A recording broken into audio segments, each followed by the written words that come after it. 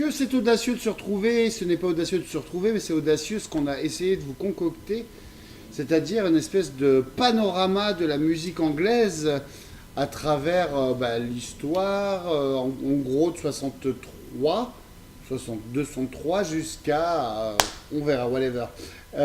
Donc un panorama en plusieurs parties. La première partie donc, de ce podcast sera consacrée à la British Invasion et l'impact de l'Angleterre sur le monde de la musique avec notre spécialiste du genre. Et c'est un honneur pour moi de vous le présenter parce que vous ne le connaissez pas encore. C'est Benjamin Durand. Bonsoir Antoine. Bonsoir Benjamin. Merci d'être là et merci de prendre de ton temps surtout pour m'éclairer, moi, un peu néophyte, sur toute l'histoire de la musique et notamment la musique anglaise que je ne maîtrise pas parfaitement. Donc, qu'est-ce qui se passe un peu en Angleterre quand on arrive en 63 ? On va dire que la Seconde Guerre mondiale est finie depuis 17 ans, mais pourquoi ce petit pays va absolument changer toute l'industrie musicale et pourquoi, je ne sais pas par où on commence, mais la British Invasion, le début c'est quoi ? C'est I Wanna Hold Your Hand ? Non, il me dit non, donc dis-moi Benjamin. Déjà, la question que j'ai envie de te poser, c'est où en est le rock en 62-63 ? Le rock où ? En Angleterre ? Partout. Partout, le rock n'en est nulle part, on en est aux pionniers, mais qui sont américains. Donc je veux dire, il y a il y a Chuck Berry, il y a Jerry Lee Lewis, et puis il y a Buddy Holly aussi qui est vachement important parce que c'est une influence majeure. Mais où en sont ces gens-là ? Et puis Elvis quand même. Les gens sont un peu... Chuck Berry est en prison, Buddy Holly est mort en avion, et tu m'as demandé qui ? Jerry Lee Lewis. Elvis est entre les tenailles du colonel Parker et donc est parti à l'armée. Et donc, il se passe plus grand-chose. Et puis, il commence à faire du cinéma, donc il ne sort plus de disques. Donc, en fait, c'est l'an zéro. Le rock est mort. Le rock est mort déjà en 61, 62. Donc, voilà. Tout ce qui reste, donc si tu me poses la question, avec ma petite culture, je vais te répondre, c'est Cliff Richard and the Shadows, ou des choses un peu légères qu'on entendait à la radio. Et ça, ce n'est qu'en Angleterre, et l'Amérique n'a aucune idée de qui sont ces gens-là, quand même. Bon, alors après, quand tu regardes des films comme American Graffiti, tu vois à peu près ce qui passait à la radio. Et American Graffiti, je pense, se passe au début des années 60. Et on rediffuse déjà des choses qui sont enregistrées en 56-57. Oui, non, mais American Graffiti est un film sorti en 73. Non, je sais bien. Qui est censé se passer, effectivement, à la fin des années 50. Oui, c'est ce que j'ai dit 61, c'est censé se passer à 59. Mais ce que les gens écoutent, c'est Buddy Holly, qui est mort. D'ailleurs, il y a une réflexion. De toute façon, le rock est mort depuis que Buddy Holly s'est craché. Et à Berry, le Johnny B. Good de Berry. Et puis, tu as les groupes vocaux de l'époque, les Platters, etc. Donc, c'est ça. Des blacks. Le rock aux États-Unis, le rock a été remplacé par ce qu'on appelle le doo-wop. Donc, effectivement, tous les trucs des Platters, etc. Tu as aussi toute la scène new-yorkaise et Philadelphie autour de Dion, des gens comme etc. Runaway et tout. Et qui, tout doucement, tu as Motown qui commence à arriver, etc. Et tu as aussi Phil Spector. Ah, c'est vrai, et toutes les nanas, là. Voilà. Les cristaux. Mais le rock'n'roll, tout ça pour dire à quel point le rock'n'roll des 50s. Des origines, etc., n'est qu'un espèce de courant, de vague courant, un truc qui a eu lieu, mais qui n'a pas une importance et surtout, plus que ça, comment en Angleterre se procurer les putains de disques, quoi. C'est surtout ça à l'époque. C'est que vous vous demandez pourquoi les groupes de la British Invasion reprennent les mêmes morceaux de Chuck Berry, de Jerry Lewis et de Little Richard. C'est parce qu'il y avait c'est les mêmes morceaux parce qu'il y avait une anthologie Chuck Berry, une anthologie Little Richard, Jerry Lewis, et voilà. Donc du coup, on se retrouve un peu à l'an zéro, et c'est un recommencement, et les Anglais ont une carte à jouer, mais je pense qu'ils ne s'en rendent pas compte à l'époque. Non, donc, mais personne ne s'en rend compte. De toute façon, tout ça est arrivé de façon complètement non calculée et impromptue, mais bon... Donc du coup, quelque part, avant le I Won't Hold Your Hand que je vous citais, il y a trois singles des Beatles, trois singles des Beatles, qui sont numéro 1 en Angleterre, et il se passe quelque chose. Du coup, c'est Please Please Me, From Me to You et She Loves You, de mémoire. Oui. Et fait. donc le grand coup de maître qui n'est pas de Brian Epstein mais des Beatles eux-mêmes, c'est que les Beatles ont décidé de ne pas aller en Amérique tant qu'ils ne seront pas numéro un. Oui, alors. Ah bah c'est un coup de maître, hein. On va Non, non, en mais parler dans cet épisode. effectivement, mais il faut un petit peu habiller C'est pour ça que je t'ai invité, parce que moi, ce habillé, principe-là. Parce que avant tout, ce qu'il ne faut pas oublier, c'est que les Beatles, si on fait, si on met à part la qualité de compositeur de Lennon McCartney, etc., la qualité, ils l'ont, il n'y a pas de souci, mais il y a beaucoup de groupes qui avaient des auteurs-compositeurs de qualité, etc. Les Beatles réunissent. En Angleterre, tu veux dire? Bien sûr, mais ce que je veux dire par là, c'est que les Beatles ont la chance de réunir au moins 3 caractéristiques fantastiques. C'est que les Beatles, évidemment, sont bons musiciens, bons auteurs-compositeurs. Bon auteur-compositeur, oui. Ils ont un excellent management dévoué et qui a su leur donner un angle marketing absolument imparable. Et ils sont aussi abrités par une grosse maison de disques qui est EMI. Ouais. Et les Beatles, sans ces 3 éléments-là, n'auraient pas eu le succès qu'ils font. Et c'est grâce à ça qu'aux États-Unis, ils peuvent avoir l'impact pour médiatiquement. Mais ce que je voulais dire, c'est que c'est les membres du groupe des Beatles qui ne veulent pas, je pense, aller aux États-Unis. Epstein, je pense, Il y a cette volonté-là. aurait souhaité que les Beatles tentent leur chance comme les Stones l'ont fait à l'époque du premier album et aller se casser la gueule aux États-Unis. Mais les Beatles ne veulent pas et disent. Enfin, Oui, en tout mais cas, attends. c'est comme ça que c'est vendu dans les anthologies, etc. Oui, mais les Beatles, une fois de plus, sont les premiers. Enfin, faut pas tout mélanger. Les Stones se posent la question une fois que les Beatles, ils sont déjà passés. Oui, c'est vrai. Les Ils se Beatles, cassent la gueule pour autant, mais. les Beatles, eux, sont dans un contexte où ça ne s'est jamais vu qu'une vedette anglaise n'ait fait quelque chose d'important en termes de succès et de vente aux États-Unis. Ouais, tout à fait. Ils ont notamment vu, c'est ce qu'ils disent, Cliff Richard essayer de percer là-bas sans Cliff, jamais, des Shadows. sans jamais y arriver. Donc, bon, c'est pour ça qu'ils sont assez sceptiques. Mais bon, voilà. Donc, du coup, quand même, She Loves You, From Me To You, dans l'ordre, Please Please Me, From Me To You, She Loves You, sortent sur un label un peu confidentiel qui s'appelle. Il y en a eu plein parce que Non, mais il y en avait un que j'avais en tête, mais j'avais oublié. Capitol, tu veux dire Non, aux États-Unis, ça sort quand Ah même. oui, Jive, je crois. Ah non, c'est pas ça, Swan. Bref, Bref. peu importe. Bref, ça sort aux États-Unis de façon un peu confidentielle, mais ça décolle pas. Oui, et parce à que- chaque fois, les Beatles sont numéro 1 en Angleterre, elles se disent ah là, She Loves You, ça va cartonner. Ça marche pas. Non, mais il faut quand même pas oublier un truc, juste pour rappeler les choses, c'est qu'on est quand même dans une époque où l'économie n'est pas mondialisée et où les maisons de disques sont nationales. Donc, EMI n'a pas de branche aux États-Unis et ils doivent chercher un label pour les distribuer sur tout le territoire. Enfin, les choses ne sont pas aussi VJ, simples. Oui, il y a Ouais, VJ, c'est effectivement, ça. oui. Donc, en fait, non, ce que les Beatles ont essayé de faire, effectivement, c'est ils ont essayé de donner des singles à des labels qui avaient plus ou moins d'importance suivant le territoire aux États-Unis. Ouais, Parce que c'est de la ça. même manière, on ne parle pas du même territoire entre la Grande-Bretagne et les États-Unis en termes de couverture de disques.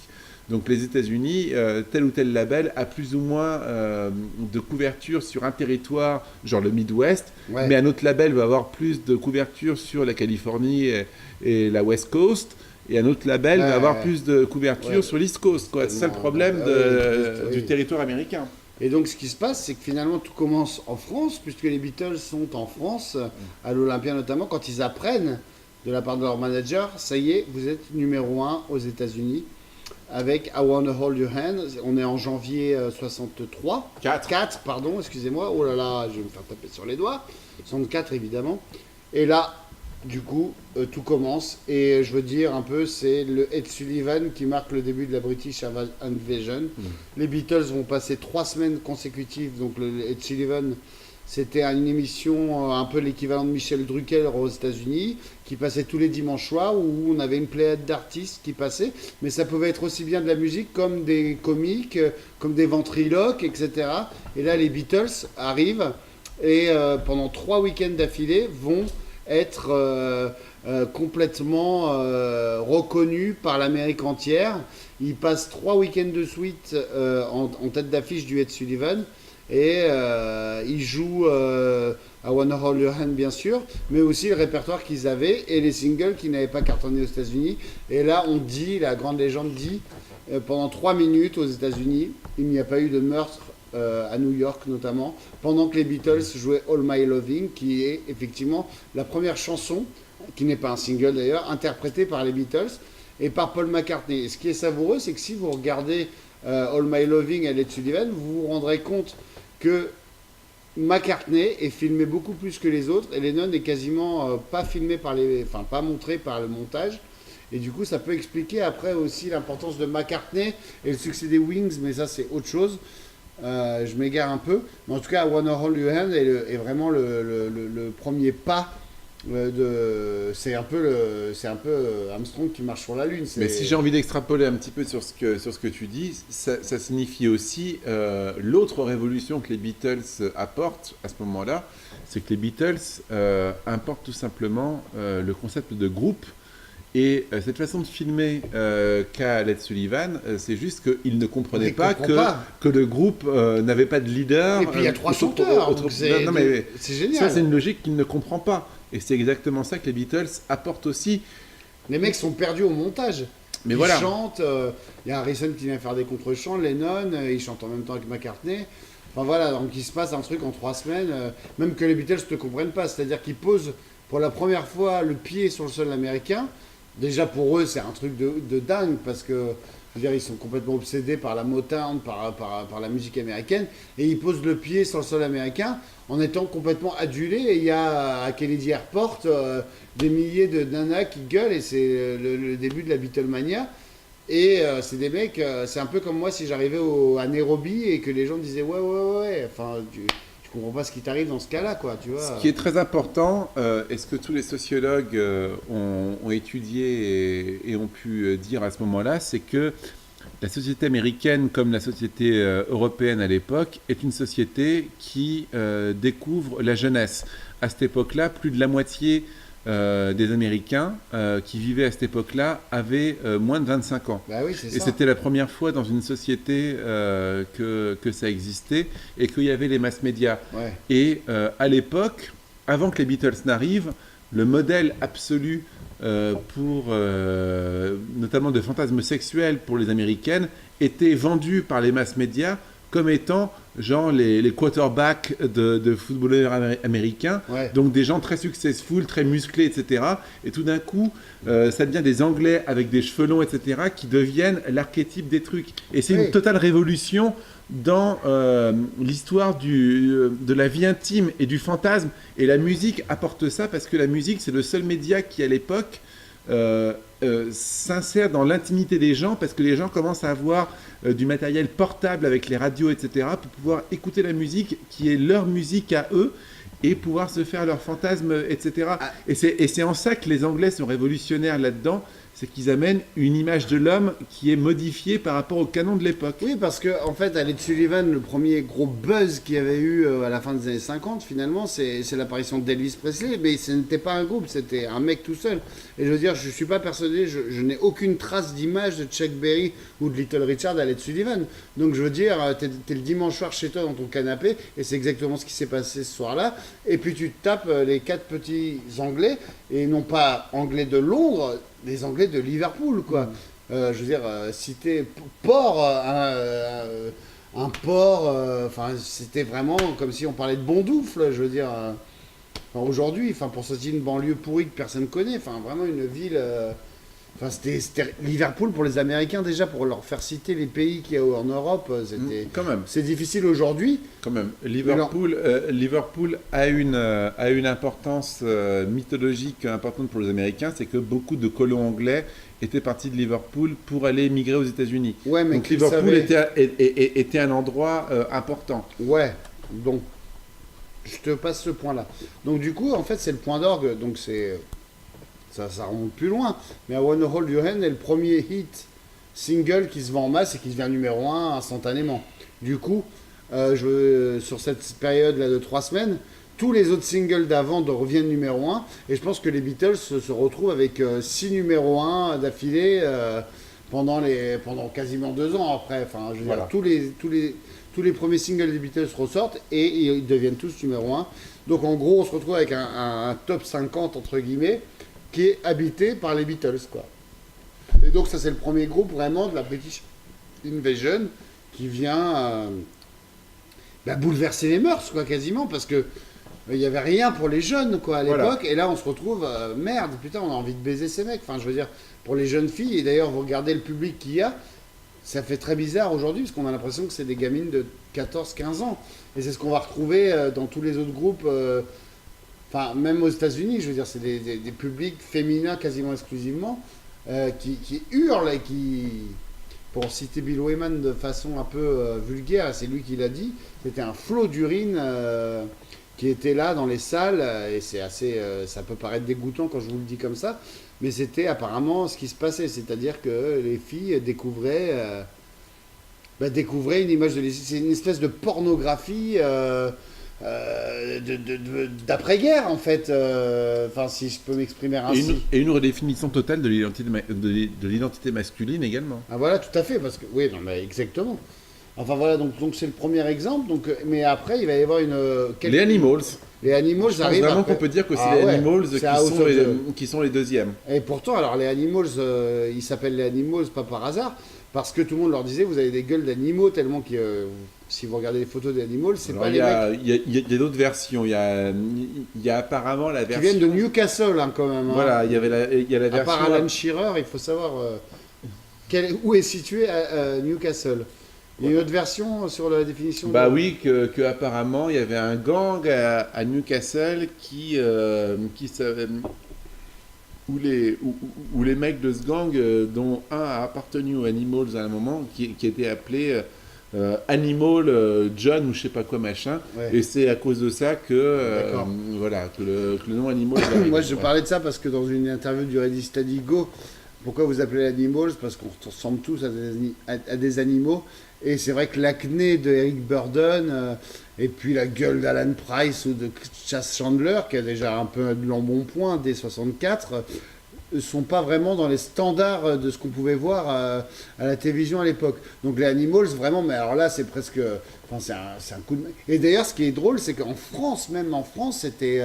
ça a explosé House of the Rising Sun, parce que c'est le morceau dont on parle, c'est les Animals qui chantent House of the Rising Sun, qui est déjà pourtant sorti sur le premier album de Dylan. C'est ça qui est marrant. Voilà, c'est assez intéressant. Mais les Animals sont diffusés par Columbia, qui à l'époque est un label en Angleterre qui appartient à EMI.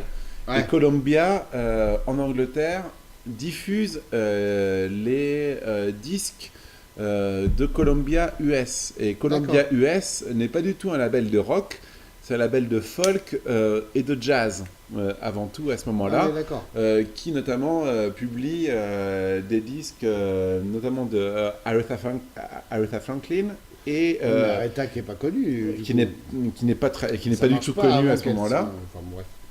Et aussi de Bob Dylan. Et je pense que c'est parce que les Animals sont publiés par Columbia en Angleterre qu'ils ont accès au disque de Bob Dylan, qui est le premier album de Bob Dylan, qui est très très confidentiel à cette époque-là, mais que eux écoutent parce qu'ils sont signés sur le même label qui diffuse le premier album de Bob Dylan, et qu'ils ont accès à la chanson House of the Rising Sun, et qu'ils en font leur propre reprise qui va faire mouche, alors que l'album de Bob Dylan est complètement anecdotique en Angleterre. Ouais, non mais c'est ça qui se passe, c'est ça dingue. Et du coup, on va assister un peu à une naissance. Du coup, ça va créer une espèce de buzz qui fait que, hop, les groupes anglais déchirent. Et du coup, on peut citer quoi le Dave Clark 5 aussi. Tout à fait. Qui est resté, qui est aujourd'hui un peu perdu de vue. Hein. Tout à fait. Mais eux aussi font le Ed Sullivan, mais les Herman, l'autre groupe de Liverpool, Jerry and the Pacemakers aussi. Enfin, du coup, il y a une ouverture, et du coup, tout le monde va aux États-Unis essayer de tenter sa chance. De toute façon, voilà. De toute façon, c'est un moment où, dès que tu es anglais et que tu as la coupe de cheveux qui ressemble un peu à celle des Beatles, tu vas forcément marcher aux États-Unis parce que tout d'un coup, voilà, c'est la révélation. Malheureusement, ça se passe pas toujours bien pour les groupes qui partent. Et on va l'apprendre très vite, parce que du coup, tout le monde s'engouffre là-dedans et se dit, il y a un business à faire. Et du coup, qui va tenter sa chance? Les Kings? Non, mais ils vont tous tenter leur chance. La grande différence entre les groupes suivant le succès, ça va être suivant quel est le label et les rapports que le label a avec le business américain qu'ils vont avoir. Ouais. Et, oui, les impresarios de l'époque n'étaient pas tous Peter Grant. Notamment. et effectivement, il va commencer à y avoir une résistance nationaliste du business américain qui va dire on en a un petit peu marre de tous ces Anglais qui viennent complètement nous chambouler l'image de la virilité made in US, quoi, quelque part. Alors, ce qui est drôle, finalement, c'est que c'est l'Angleterre qui refait découvrir la musique américaine aux Américains. C'est-à-dire que vous regardez les premiers albums des Rolling Stones, des M, des Animals, c'est des reprises de Johnny Hooker, de Chuck Berry, de Little Richard, etc. Oui, mais des gens qui étaient passés plus ou moins inaperçus au moment où leur disque était sorti. Oui, mais peut-être du fait de leur couleur. Notamment. Parce que bien du sûr, coup, je veux dire, on est quand même à l'époque où il y a encore la ségrégation. Et effectivement, les Beatles le disent eux-mêmes lors de leur premier voyage aux États-Unis. Leur premier réflexe, c'était on est à New York, ce qu'on veut, c'est aller à Harlem pour aller à l'Apollo, pour voir James Brown, pour voir les artistes Motown, pour voir Marvin Gaye, etc., jouer, etc. Et les Américains leur disent non, mais vous n'y pensez pas, ce n'est pas pour les Blancs, vous allez vous faire alpaguer, etc. Et puis ils disent non, tous nos héros veulent aller là-bas, quoi. Ouais, et puis une anecdote géniale, c'est Eric Clapton dans une séquence d'outtakes de I Rock and Roll, un film qui a été fait pour les 50 ans de Chuck Berry, 60, ouais, c'est vrai que 60 ans de Chuck Berry. Et où Clapton dit littéralement, le premier noir que j'ai vu, c'est Chuck Berry. Et je ne savais pas qu'il était noir avant de le voir à la télé. Donc du coup, du coup, l'Angleterre fait découvrir à l'Amérique sa propre culture. Parce que les Anglais étaient férus, grâce à la radio, des chansons américaines. Et aux disques rapportés par les soldats américains. Oui, mais ça, c'était quand même les privilégiés qui pouvaient... notamment les gens de Liverpool, parce qu'ils étaient dans un port. Oui, dans un port, et aussi notamment les gens de la middle class, comme Mick Jagger, qui avait un papa prof d'éducation physique, et qui ramenait les disques d'Amérique, d'où la rencontre avec Keith Richards, fameuse à Dartford, où Mick Jagger et Keith Richards, qui s'étaient perdus de vue à 16 ans, se retrouvent et Jagger porte une pile de disques Chess, qui fait que, enfin de Chess, de Jimmy Reed, etc. Et là, vraiment, en Angleterre, naît vraiment, tout le monde se partage les disques, etc. Mais non, mais qu'est-ce qu'il y a d'autre comme gros succès qui vient? Est-ce que par exemple, You Really Got Me Oui. Voilà. Donc You Really Got Me, de toute façon, à partir de ce moment-là, il y a beaucoup de DJ à la radio. Donc de présentateurs radio, DJ dans le sens animateur radio, dans le vrai sens du terme.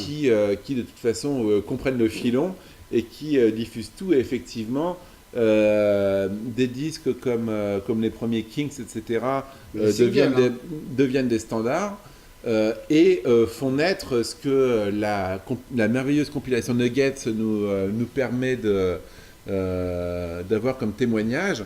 C'est-à-dire tout ce qui est la scène garage, c'est-à-dire que les garçons aux États-Unis, les garçons qui n'avaient pas forcément ni le physique, ni l'appétence pour devenir des quarterbacks d'équipes de football américain, se mettent à jouer, à reprendre de façon très très sauvage et très très primitive et très très limitée. Mais c'est quasiment punk, hein, vous prenez You Get Me, on va parler du punk, bien sûr, dans cette série anglaise. Enfin, je veux dire, c'est déjà ça, quoi. Exactement. On y est, quoi. Et voilà. Et donc, on est littéralement dans les garages de tous ces endroits perdus des États-Unis où les gens ont juste écouté les titres à la radio et les ont appris par cœur et vont répéter dans leur garage de façon très approximative tous les riffs et tous les morceaux de Richard, de cette British Invasion. On a beaucoup de témoignages, je pense notamment aux frères Ron et Scott Ashton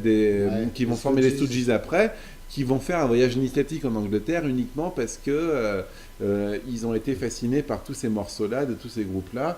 Et donc voilà, c'est vraiment un phénomène mondial, juste parce que voilà, ces gens-là qui se sentaient exclus de l'idéal masculin américain, etc., trouvent dans ce que les Anglais apportent une vraie façon de vivre, une façon d'exister. Et donc du coup là c'est un peu voilà c'est un peu l'Angleterre qui apprend à l'Amérique sa propre culture, donc c'est complètement savoureux. Et en fait, vous allez voir à travers ces épisodes que ça va continuer. Je sais pas ce qu'on peut rajouter sur la British Invasion, mais je pense qu'on est pas mal. Parce qu'après les autres arrivent, et il y en a d'autres, les M, je sais pas s'ils percent vraiment aux États-Unis. Mais en tout cas, ils percent notamment par rapport à Gloria, qui va devenir l'hymne absolu du garage rock américain, oui, quelque part. Mais qui va devenir l'hymne du garage, mais 5 ans après. Oui, parce que les Doors, par exemple, le reprendront sur scène, voilà. C'est sur Absolutely Live, mais je veux dire, voilà, même les mecs musiciens de la même génération vont prendre quelques années avant de le digérer, tout ça. À fait. C'est pour ça que finalement on se retrouve avec un groupe comme Creedence en 69 qui reprend pratiquement les mêmes standards qu'il y a sur les premiers albums des Stones. Et de toute façon, après, ce qu'il y a à dire pour refermer le chapitre, c'est que l'Amérique va trouver sa réponse de deux manières. De la première manière, avec Bob Dylan, qui va électrifier sa musique à partir de 65. Ouais. Et contre vents et marées. Voilà, et toujours un lien avec Bob Dylan. Le groupe qui va faire le pont entre Bob Dylan et les Beatles, entre le look des Beatles, l'écriture de Bob Dylan et le son des Beatles, c'est-à-dire les Byrds, avec leur reprise de Mr. Tambourine Man, et évidemment les Byrds qui ensuite vont vachement échanger avec les Beatles, qui va ensuite l'influence cumulée de Dylan et des Byrds, qui va amener les Beatles sur les nouvelles expérimentations à partir de Help et de Rubber Soul. Voilà ce qu'on verra plus tard, mais pour juste faire un petit parallèle, et donc toi tu cites Bob Dylan, je vais citer les Stones. Les Stones, Andrew les envoie aux États-Unis dès 64 pour essayer de tourner, et ça se passe pas très bien. Je veux dire, à part sur la côte ouest, sur la côte est, pardon, à New York, et à aller dans les grandes villes de la côte ouest, je veux dire, les Stones tournent devant, allez, je vais dire 1000 ou 2000 personnes. J'ai des images au Texas de San Antonio en 64 que vous pouvez trouver sur YouTube. Il n'y a personne. Je veux dire, voilà, les Stones arrivent et d'ailleurs sont insultés par Dean Martin au Hollywood Palladium. Et donc voilà, ça passe ou ça casse un peu. Mais voilà, c'est incroyable que ce petit pays, l'Angleterre, va permettre à l'Amérique de redécouvrir sa propre culture. Et c'est un peu ce qu'on pouvait dire dans ce premier épisode de la British Invasion. Je pense qu'on a fait le tour. Tout à fait, tout à fait. Eh bien, écoutez, j'espère qu'on se retrouve très vite pour le deuxième épisode de l'Angleterre, qui sera le Swinging London. À bientôt.